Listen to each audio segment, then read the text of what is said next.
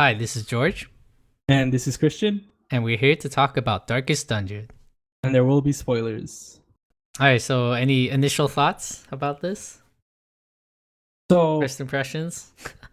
the first time I saw this game was on Kickstarter, Wow. and yeah, uh, I You thought it you was kickstart shit a lot? not a lot, not often, maybe two things a year at most.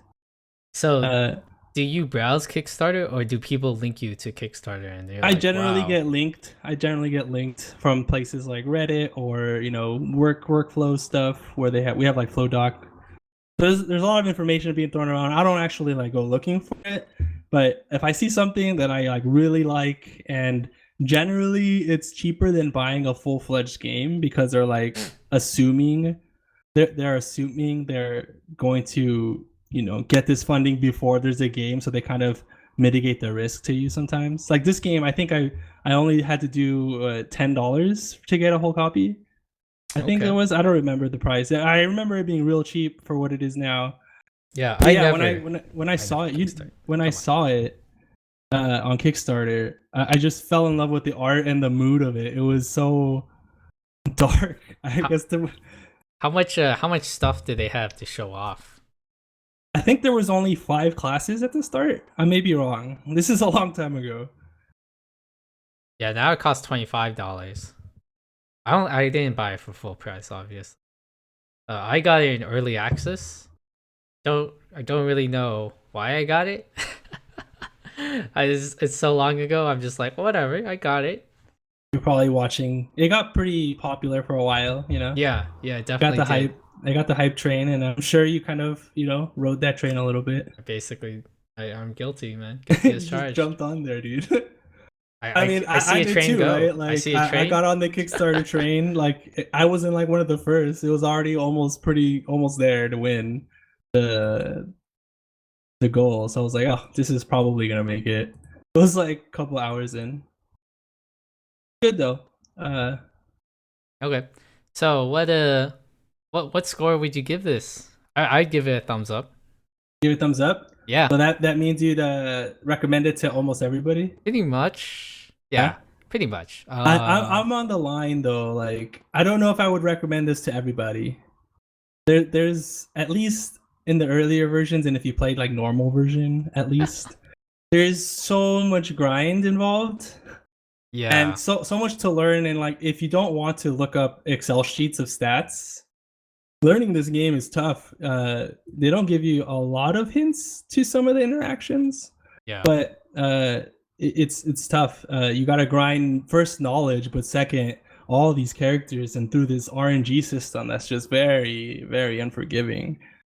So I don't know if I would uh, recommend it to everybody, because I know there's a lot of people who just don't like that kind of grind or gameplay where you got to I'd recommend it for desperately. everyone. Come on. Come You on. recommend it for everybody? You're just like some sadist stuff. So how many stars would you give this actually? And what genre does this game belong to? I don't know about the genre. I think I have an idea of what genre this game is. So Turn-based combat genre, I basically, suppose. I figure it's a strategy and it's turn based. So any strategy game that's also turn based basically is fair game. And I want to separate this from the tactics game, so there's no positioning involved. There's actually a little bit because There you have is four stuff. positioning, Yeah, yeah. but it's not like a It's two not a D. tile base or Yeah, something, yeah. definitely. No, I feel like that's a separate category. Okay. So what other games would you put in this category then? So Final Fantasy, I think like one, Okay. two, all the way up to like Makes sense. seven or so. I don't know.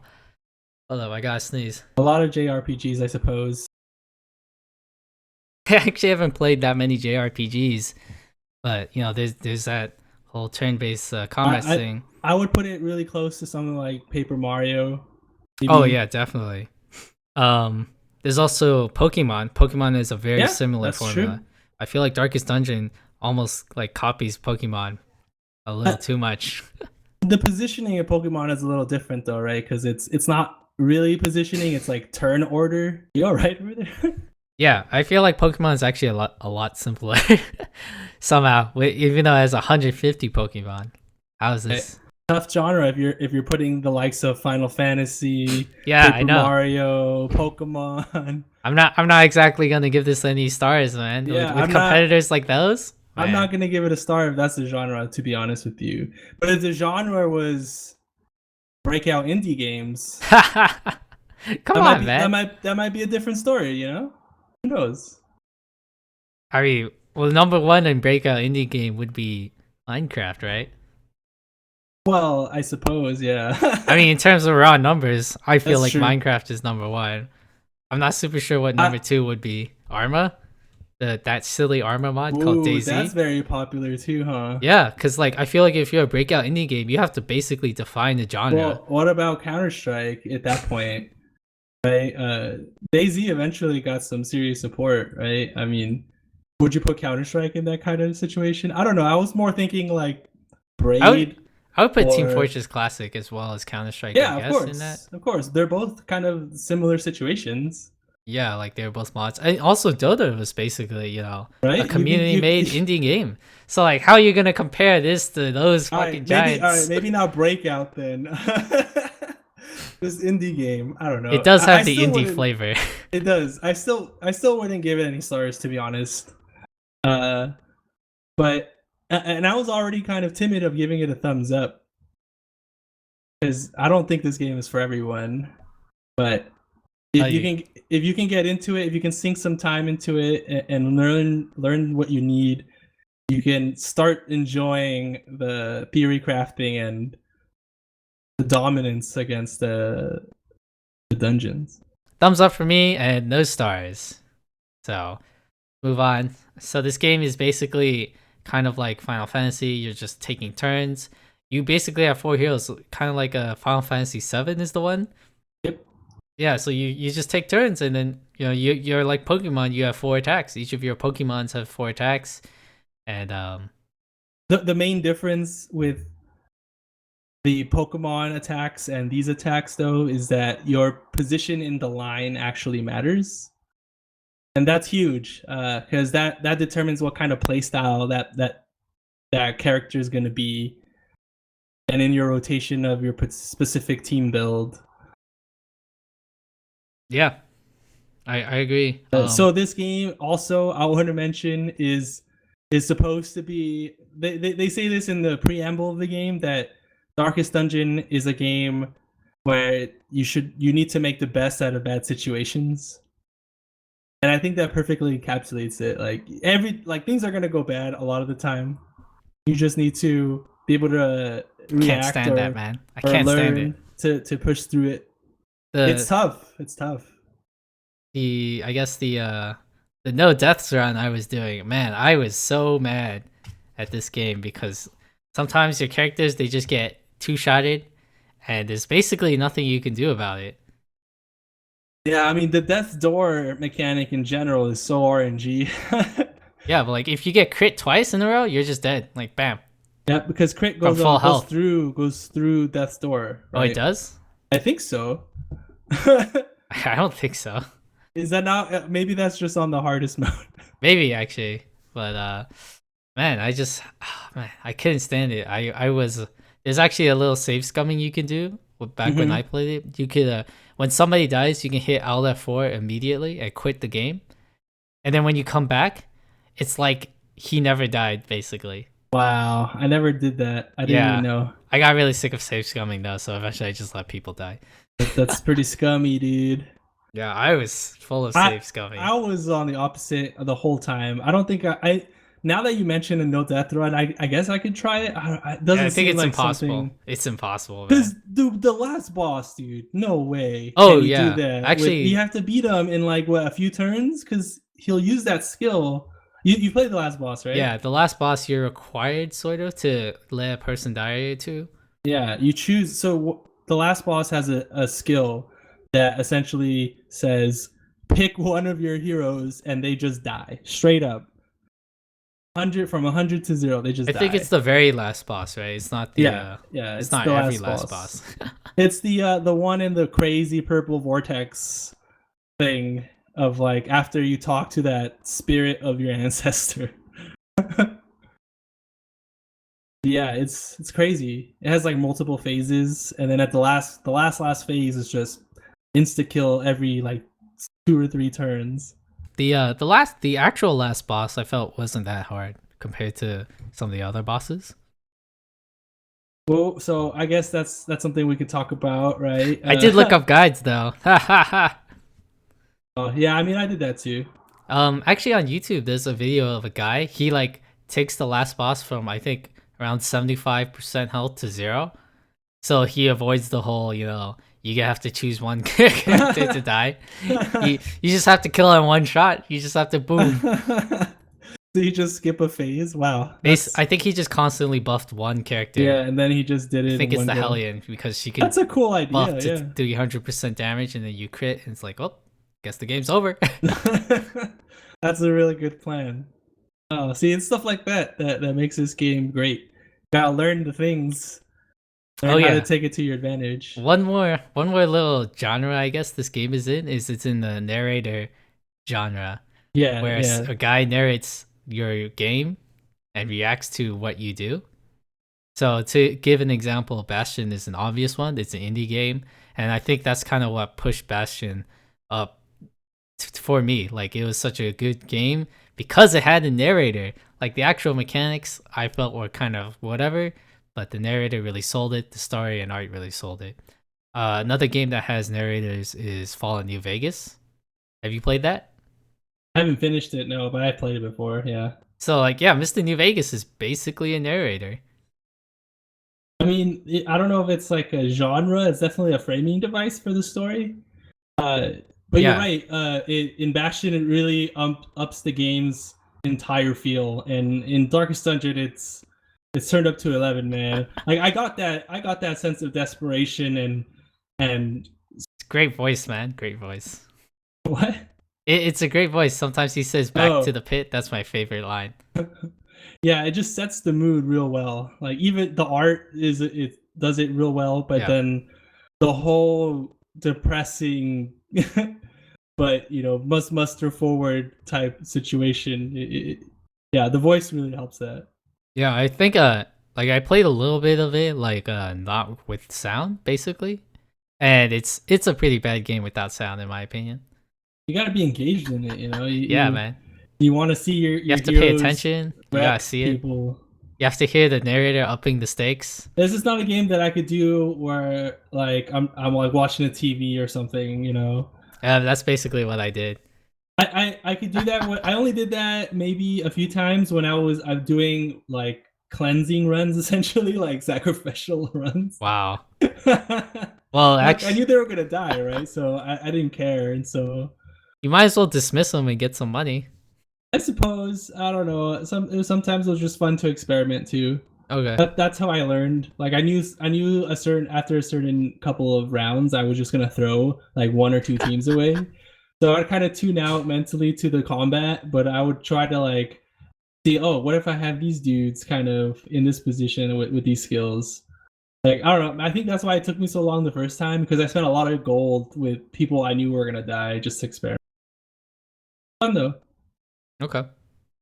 Well, can you name any other narrator games besides the two I mentioned? Wondering if this is a huge genre. Oh, Stanley Parable. That's one. I don't I remember. can't think of any right now. Does Fallout 3 have a narrator? I know there's like Two Dog. He kind of narrates. I don't remember actually. So we can only name three-ish games that have narrators. Come on. Have you played S- Stanley Parable, by the way? yeah. Oh, okay. Hmm. So let's move on to the dislikes. Like, what did you dislike about Darkest Dungeon? I didn't like how I didn't like how you could just get double crit and you would just basically go from 100% health to 0% health. That really I felt like that sucked, And I didn't feel like I played the game wrong. I felt like I just, I just got punished for no reason. Right. So just the balance of the RNG to the damage output, I suppose. Yeah, and one more thing actually. I've played the beginning like first 3 or 4 missions a lot. and I've noticed like I found the best way to do it because of my no death run. Like the very first mission, you should like turn off all your torches when you only have two heroes. And then, funny enough, if one of the first two heroes dies, you'll get four heroes for the next mission. Like there'll be an extra dude to recruit. Wow. I know. I thought that was hilarious. Though. I was like, oh, I could So still have more people. on the upside, you probably get some more reward at the end of the tutorial too. Maybe. Oh yeah, actually, if you turn off the torch, yeah, you'll definitely get more money. Yeah, that's about it though. That was a cool mechanic I liked in the game as well. Actually, I know Yeah, we're talking about dislikes, but the torch mechanic was cool. yeah, I like that too. It basically was the grimoire mechanic too Right. from Vermintide. Vermintide, and it was just it's something you can manipulate up and down though. So like it's kind of annoying though. The best way to play is if you know for sure this is the very last battle, you just kill like weaken him and then turn off the torch. And even like you could turn it off even while the animation for him dying is going on, and it'll still work. Game the game, right? Yeah, and then another good way to do is like skip all the treasure chests and just go backtrack and like get them all. Yeah. Although that's kind of dangerous because monsters You can get actually respawn. right, and you also get a lot of stress out of that. So sometimes it's not worth it. Oh no, it's money, man. Got to do it for that sweet money. The stress, like I know if it was like I wasn't gonna keep the heroes in that thing because Yeah, removing sometimes I stress fire is them. tough. Yeah. I fire after I do Um. this. You're fired, just like Donald Trump. Trump. God damn. I learned it from my president. Yeah, I actually never watched that TV show. me either, but I know that's his catchphrase. That's how good he is at branding and branding alone, I guess. All right, so Um, one other thing actually, I feel like the game is balanced so that tier 0 heroes cannot really effectively do tier 1 missions, like difficulty 1 missions, yeah, which so are you think it's a short and little easy. Yeah, it's kind of hard. Like if on the very third mission you do, you can take 3 new players and then 1 old quest guy. And if you go do a medium length tier 1 mission, like there's a good shot that somebody dies because they're tier 0 and they're not tier 1. yeah, man, you gotta give them that level 1 boost.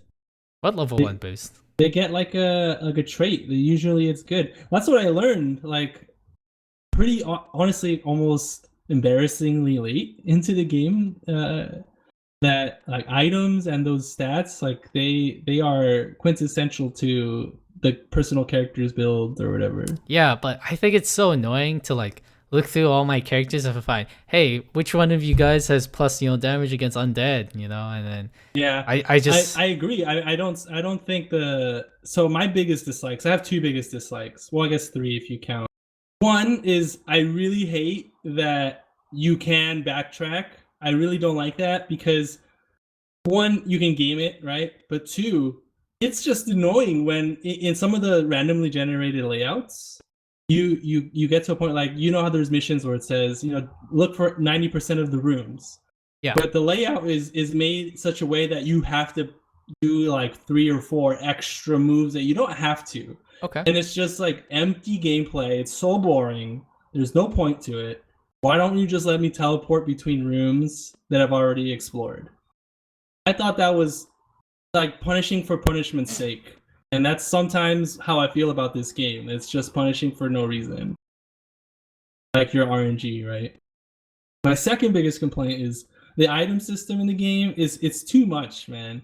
There's so many stats that you have to keep track of, and like for what skill or whatever, like they needed to simplify that a little bit more so that I could kind of play more with the characters and not with the items. Because towards the end of the game, I thought I was just playing with the items and like whatever items I could find. That's the kind of build I had to go because they make such a big impact. Actually, another thing I find annoying is the best way to play this game is to never have people outside of your adventuring party have items. So once you're done with the mission, you should unequip those items and then sell all your useless items that you'll never equip. And then assemble your next team of 4 people and give those guys items. So you have like 5 different inventories, right? You have your 4 adventurers and you have the stash. Like, why didn't they just do that instead of what they have now, where a guy can have an item and for some reason he doesn't automatically unequip it when the adventure's over. Right, he holds on to it. So silly. Especially when you forget and you put him in one of those like stress healers. And it's just like, oh, okay, that's silly. But yeah, my third biggest complaint is some just UI complaints, but specifically for the items, like taking the items off and putting them on characters and searching through your items. It's awful. Like in the embark screen, oh my goodness, I hate it. Wait, what'd you hate about the UI? The UI for equipping and unequipping items onto characters, it's so bad. Why is it like one hero at a time? Why can't I just have everything laid out and just like have my inventory laid out and drag the things that I want from the pile? Like there's so many better solutions than what they did, and it just pisses me off because it's making it harder for me to try to just want to make my build and experiment with my build. Just why they could have done some way better UX there. Yeah, that's my biggest criticism of the UI. Another complaint I have is I just wish you could cancel treatment for free. Yeah, that's you. It's kind of like Clash of Clans did the same thing, If you start a building, you're gonna lose half of it if you cancel it. It's like, no, why do you do this to me, game? Yeah, that's just to incentivize making sure. But in Darkest Dungeon, it's weird because technically you don't get the effect until after you're done with the next one, right? So it's not like we got anything out of it. At least in Clash of Clans, you gain an advantage of time. In this game, you don't get that. Yeah, and you know how there's curios, and then you can put an item in it, like you could put in a shovel or a key, etc. I wish they just showed you the options, Yep, I really, so that's part of the thing that I said, like you have to learn or whatever. For the longest time, I didn't know what curio had needed what item. I didn't even know you could put curio items in there for a long time. I was like, what? I got the clue when I had to use the key and the shovel. Like that made sense. Okay, so the key and the shovel were basically the only 2 items that I knew actually did shit. Oh, yeah, and then you learn like the herbs can do something, and yeah, I didn't learn that on my own. Okay, that takes forever. And the holy water, yeah, just look it up. Because there's such a big risk of trying it because you just lose that item. Yeah, and you lose money. Yeah, it's like, wow. So it's they should just show it. They should just show it. Yeah, they should definitely show it. If they don't show like they could also do it like if you've done this dungeon before or something, if you've seen this curio before, then maybe it just always shows the stuff. Yeah, like it just remembers the stuff that works. Yeah, that would be helpful too. I mean, obviously you're just supposed to kind of know in your head, but yeah, it would be nice if they kept track for you. Well, I'm just really annoyed of looking it up every time. Yeah, like I'm saying, there's a lot of UX problems, I think, in this game. Just some weird decisions that they made. I wish we never had the what's it called? Human hater abilities, So like 15% damage to humans or undead or eldritch. So now because you're like quirks. Cause certain heroes are like now better in specific branches of the game. Yeah. I think that's just really annoying. I basically ignored it, and I think maybe because I ignored it, I would sometimes fail missions even with like the guide's perfect party. So I think it's okay to ignore the pluses, but you shouldn't ignore the minuses because that will hurt you. Okay. But yeah, like I tried not to ignore it, but I also didn't try to like force it because sometimes it just didn't work out. With like I couldn't bring that guy with a certain team that I had to go that run. Yeah, and I did not use the sanitarium to get rid of negative quirks. That shit was so expensive. I did a few times. Like some of my good guys that I wanted, they had got some serious stuff. Okay, but they had that. I feel like that shit was way too expensive, Yeah, I definitely agree, and I think the rate at which you can remove stuff is it's too slow and too expensive. I should be able to just buy out all my things. I shouldn't have to like wait a whole turn, like a whole adventure. Yeah. I wish it was just like Pokemon, when you learn a new quirk, you just have to replace an old quirk, or you can just choose not to get that quirk. Yeah, that'd be better, but I understand they wanted to have negative quirks, and that's why they impose them on you. Well, it could just be different for, the good quirks and the bad quirks. Yeah, you can have 2 buckets. Like, when you get the good quirk, you get to choose. When you get the bad quirk, it just replaces automatically, because maybe you don't really care, It replaces a random quirk? Yeah, because that's how it works now. I like that, because that's, yeah, exactly. So And just it also fits the motif of just being like brutally punishing for no reason. Of like, okay, mm, okay. because you can be making a really good like essentially deck out of that Yeah, character, I and feel then it like gets ruined because like yeah, it would the just main create more component. choice for the player, and Yeah, then yeah. I always ignore the negative quirks because it's like, oh, it's just some random negative quirk that replaced some negative quirk that I don't remember. So I was like, No, well, I whatever. sometimes I kind of ignore it. Like when your tanks get like -20 dodge, like that's no good. Okay, I Stuff think like that. I ignored all the negative quirks. All right, Oh, the only ones I didn't ignore was minus max HP. Maybe that was the only one I didn't ignore. Everything else I was just like, whatever. so George, what is your favorite boss in Darkest Dungeon? So all of the bosses are kind of similar in my opinion, or I kind of rank them around the same. I don't like any of the level 6 bosses though. So like Okay.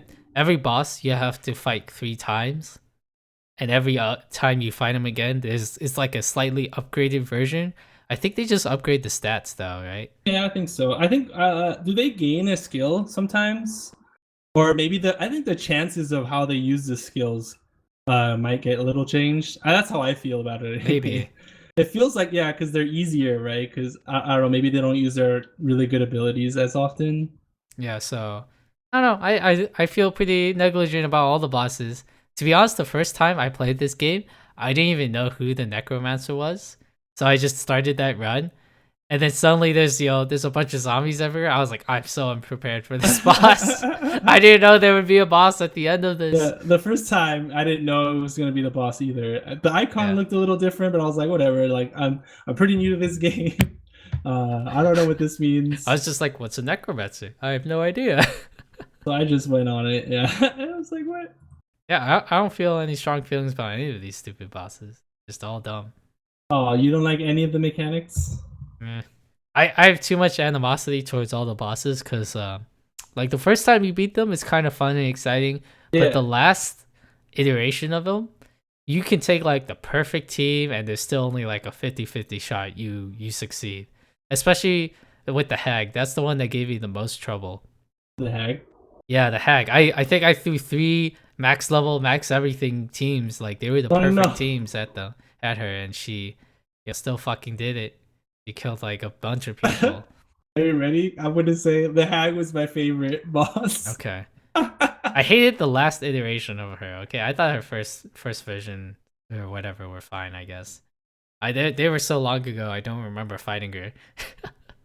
I just thought she was like the funniest kind of thing ever when she took my hero and just started boiling. I started cracking up, to be honest with you. Okay.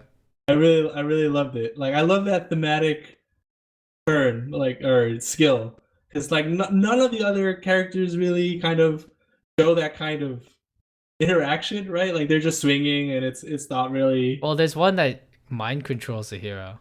Yeah, the siren or whatever. Yeah. Yeah, I remember that too, but that's not as cool looking as this one. Like you can see the arms or But funny whatever. enough, the hag was more annoying than the mind control girl. Like way more annoying. I'm not super sure why. Maybe she always just stole like hero. Oh, I remember now. The last iteration of the siren, like I think she just missed her mind control like every time. She Oh just whiffed wow. on it. I was like, well, this boss is so easy. There you go. When the RNG is in your favor. Yeah, and I feel like the hag never misses. She I'm like not sure if that's 100% hit no matter what. okay. It felt like it hit every time. Might be. I think the best strategy for fighting the hag is to just ignore the pot guy, right? Is just go at Yeah, straight at there. that's what I did and just go straight for her. That was the most successful strategy as well for me. Get It her took me a marked while. up and wreck her. Yeah. Took me a while to figure it out though. So Really? yeah, I just Well, I'm not gonna lie. It took me a while. I died 2 times to what's the guy called the big ass pig? oh, the pig one is like the Yeah. easiest one for me actually. Well, like so I because 2 times in a row I died. Like once I figured it out, I got it, but I think I got hurt a lot because I tried to kill the little one first, oh, what and a mistake. I didn't realize what he was doing, and I just did it again, and I'm like, oh okay, whoops, whoops. I think what I did was like what happens is the leper, he has the ability that increases his protection a lot. Yeah. So every time they target the leopard, you just do that, and then he just doesn't do any damage to your heroes. So it was so fucking easy. It was so easy. It was so easy to beat them. The cannon guy, those guys are pretty tough. I think they were pretty fair though overall. It just wasn't as exciting to me, to be honest. But yeah, It was pretty a tough grindy. fight, but it was The least exciting boss was the undead ship people. the captain or Yeah, whatever. because it just grinds on and on. Yeah, he just generates a dude and he generates a dude or whatever. Essentially, it's crazy. Yeah, man. Like we could basically out heal his shit. I think what happened was I had a guy who became renowned, or what's it called, focused. It's the opposite of Is that afflicted. dude? Does he do more critical chance or more accuracy? I think. So a hero who is the opposite of afflicted cannot die from stress damage. So you just put that guy in the front, and he can't die to the Oh, anchor. oh, that's smart. Yeah. By the way, I feel like you can get a heroic character a lot easier now. I remember the very first time I played this game, you would get afflicted all the time because there's no heart attack, and there's like a 0% chance of a heroic hero happening. So, but Well, now I feel so like it's so much easier to get a heroic hero. I think the whole game got easier in general Really? over time. Yeah. Well, anything but a perfect run is just a horrible run for me. Yeah, that I don't graveyard. know if it's possible. I haven't researched it, but I want to say it's damn near Yeah, impossible I in think this so game. too. Because of the crit thing, like if a hero gets crit twice, I think the AI is set so that they usually target one hero sometimes. And yeah, like if they get crit even just once, sometimes it's just over for that guy. So my second question is, what is your favorite and least favorite characters? What are? So I'm gonna only name playable characters, right? I didn't like Yeah, the yeah, like the characters that you can use. I didn't like the Jester that much. Really? I Wow. didn't. Okay. Yeah. There's a strategy where you just use the Jester to buff your speed, and then your guys can just like that first strike bonus is amazing. Even though you're down a character basically because he's just constantly playing. He's just constantly playing his music. But yeah, I didn't like him that much overall. He's a hardcore play music guy in my opinion. I think that's the best way to play him. Well, yeah, I like the Jester actually. No, he's not my favorite, but he's really useful. I really love his like solo or whatever that makes all the enemies debuff to have less accuracy. Oh, okay. And then I also like the final thrust or whatever, the one that makes them go to like the back of the line Yeah. and like gives them minus stats for a few turns. Because he can like do some serious damage, and then once he does it, he can do the minus accuracy stuff. Yeah. And I had this really cool team, which was two Desters, uh, and two Abominations, and it was just like they kept themselves almost at full health all the time because they almost never got hit. And then there was just so much damage potential because of the final thrusts and then the Abominations, obviously. I don't know. I thought Jester was pretty strong. That's why I liked him. Um, Okay. but my favorite character is probably the Abomination. I I did not just like him. He's the guy who I, turns into a wolf, right? is it Basically. a wolf? I don't It's know if not it's a a wolf. wolf. It's an eldritch like wolf. Yeah, yeah. It's a demented creature of some sort. Yeah, that's him. I just don't like him because he can't be used with lepers and any religious people, basically, Right, which is right. just three. And sometimes you RNG get him, and it just kind of screws with your planning. Like, oh, I need to take, two melee characters, generally speaking. And if you only have, between the Abomination and another religious character early game, you're just kind of screwed. You're just like, well, I guess a ranged hero has to be in front. Yeah, he could definitely. It could definitely be like a curveball when you get him, and especially when you're like running low on options. But I think he fits so well in some team comps. And he's so good. I had a lot of success with him, so that's why he was my favorite. Okay. And I also love the theme of him. Like it's the only character that has like this duality mode, right? Mm-hmm. And he just I love like I know you don't like that he can't be with other religions, but I love that about him. That he is such an abomination that there are people who just will not work with him. The leper's That an is abomination, hilarious. man. Look at his That skin. too. That And too. yet he But he refuses to covers it be. up. Yeah, I mean, what the heck? Anyways, I love uh, the leper skill that says like let down your mask or whatever at the camping. It's just like, oh my god, I could totally imagine it. Just like disgusting, disfigured face. Everybody gets stressed. what's one of the funniest teams though is to have four antiquarians. I think it's just straight up four antiquarians and just go into a dungeon like that. Really. Yeah, apparently antiquarians are really fast and they have really good items. Obviously, right? Like their items are top notch in my opinion. The Okay. class specific antiquarian items.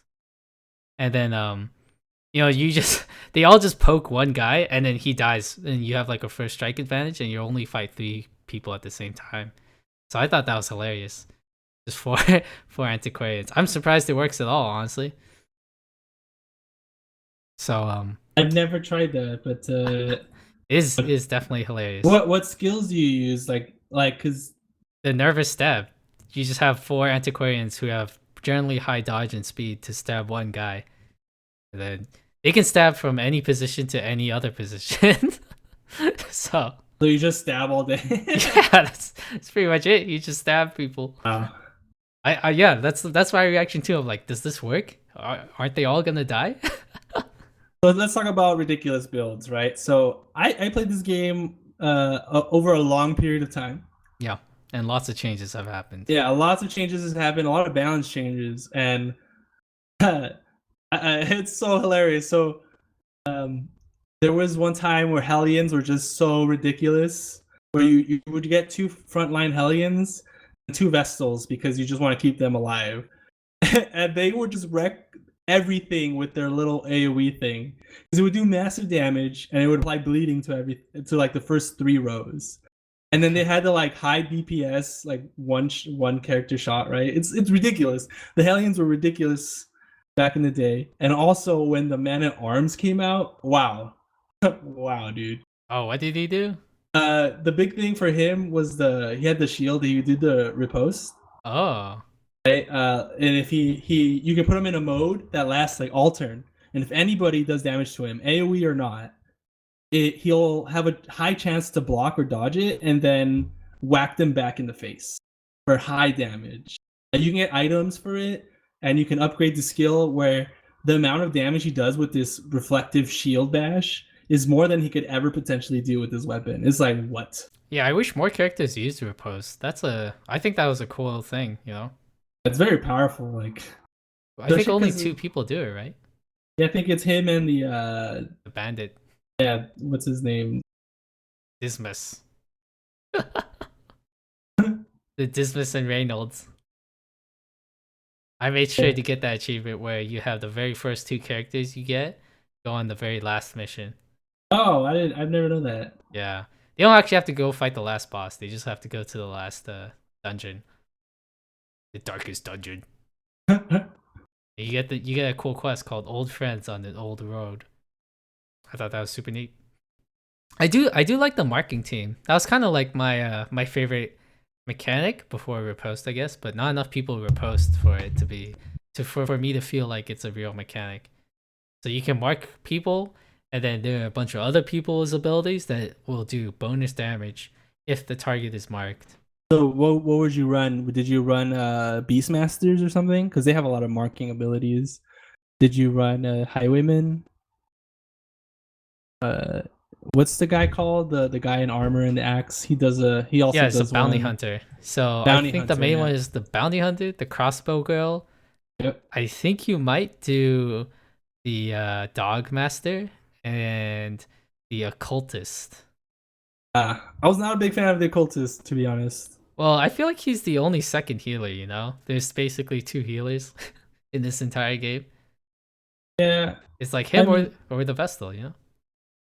the Vestal is just way better for me though. Yeah, I never got into the occultist. I don't really count the Arbalist, the crossbow girl, as a healer. Her heal is okay, but it's not as good. It's basically just so you can't bleed, right? Or Um, poison. No, it just heals. It increases the amount of healing you receive though. So Oh, that okay. I'm if you thinking have of the her other plus guy. someone, the I'm thinking doctor is about the the one. blight master or whatever. Yeah, Yeah, or plague doctor. doctor. Plague doctor. I've never tried having two of them. It sounds like it would be a good idea though, right? Like There's just some stacking. teams I tried. Yeah, I tried to stack two of them in the back so they can do the blight bomb and just like massive dots. And how is that? I, it worked out pretty well when I had the double jester because then I could like they literally never died. I didn't have to worry about them getting hurt too much. How would double jester double blight monsters work?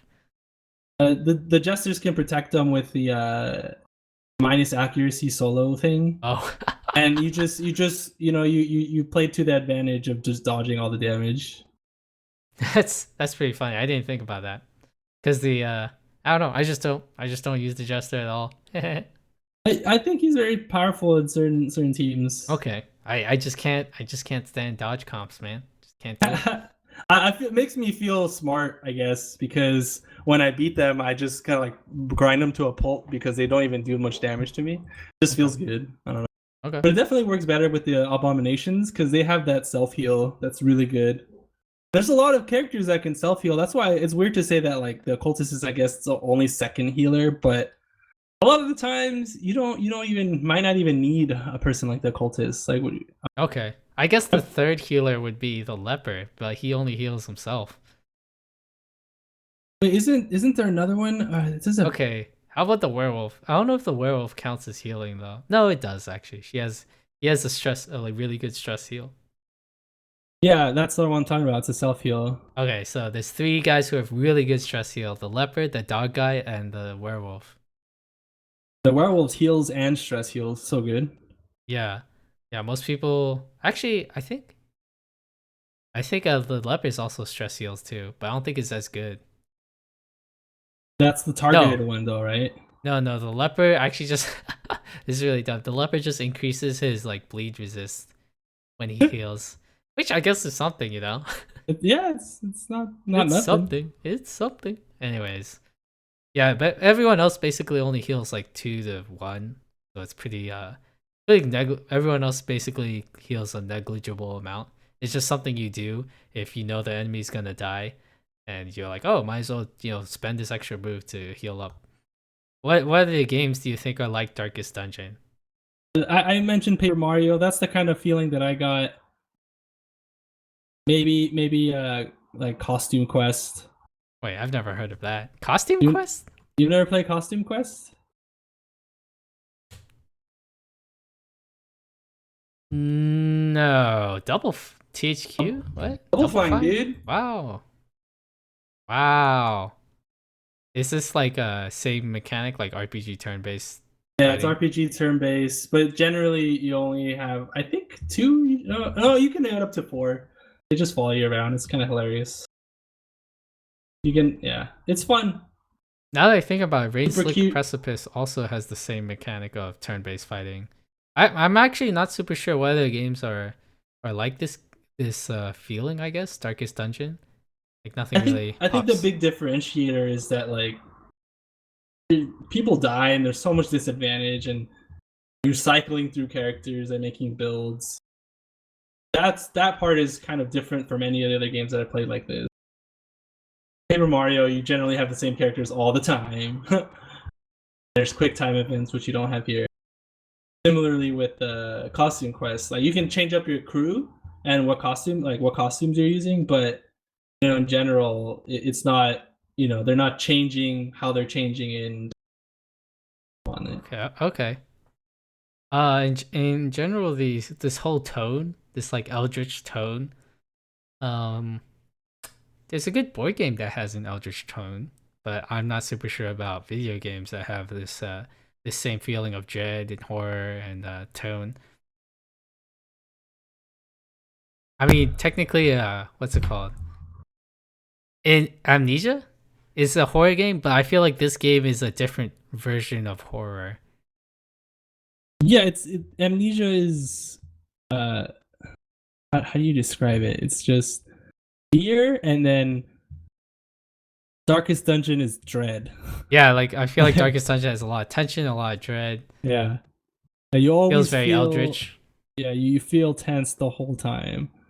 I mean, I I guess you don't feel feel tense tense. in Amnesia, but I don't feel well, tense in Darkest maybe because Dungeon anymore. you've already Yeah, I felt. know. Oh, in the beginning though, especially right, because you're like, oh, my people are all these bars of negativity are piling up, and all these I red just learned that debuffs, people and just get afflicted, and that's just how this world yeah, and works. people eventually just give up on themselves and want to die, and Oh, that happens multiple times a day. yep, people suicide, man. They're just Wait, like, they suicide? I've never oh, had did that. they take this away?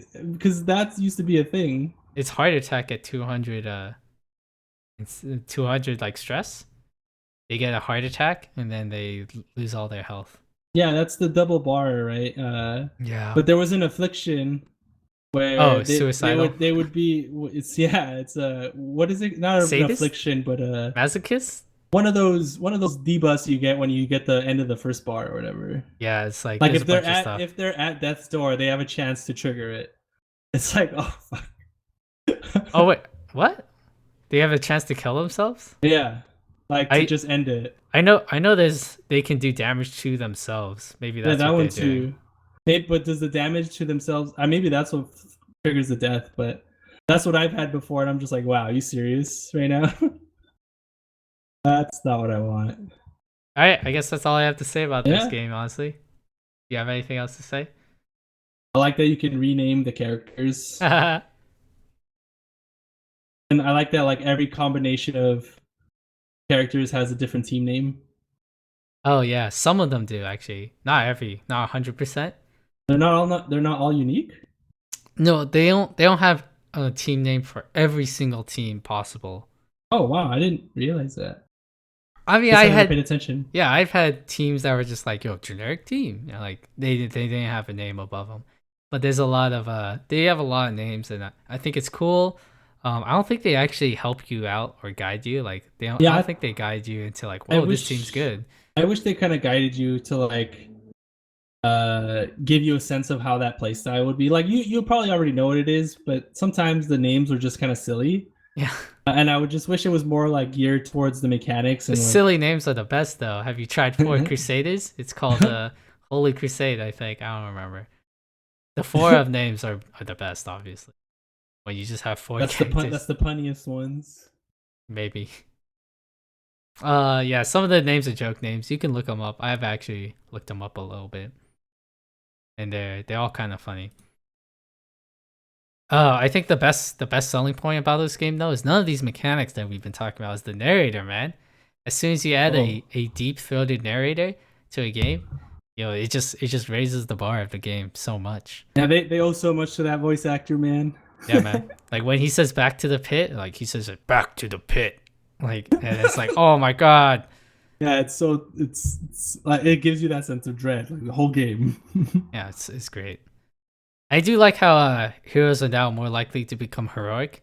I swear, it was like a good week or two before I saw a heroic hero, even though every single mission I had people become 100 stress. So now it feels like there's a good shot of becoming virtuous. And Like I said, they probably changed the numbers yeah, because definitely behind. there's a lot of people complaining about the RNG and how punishing it is for no People will reason. complain for whatever. That's true, but I actually agreed on that one. I'm usually not one who's like, it's too hard, make it easier. But Well, this game was just like, I why is actually this so did punishing? kind of feel like the what's it called? So level 4 is when you fight tier 2 dungeons, right? Or is it level 3? No, it's level 3 you fight tier 2 Three, it's dungeons. three. Yeah, It's always the one above. so level 3 to 4 you fight tier 2 dungeons, and level 5 to 6 you start tier 3 dungeons. And at level 0, level 3, and level 5 is when you're at your weakest, and like I feel like those expeditions are the most likely to fail. Yeah, that's the curve of the Yeah. difficulty, right? Yeah, Like there's basically definitely dips. it's There's like, dips and oh, heights. you're gonna totally win the game. And then when you're rolling with your like level 2 and level 4 characters, but then as soon as you hit the next tier up, it's like, oh, you're screwed. The first team you send is probably screwed, or somebody's gonna die, or the mission's gonna be unsuccessful. Yeah, I found that kind of annoying, to be honest. But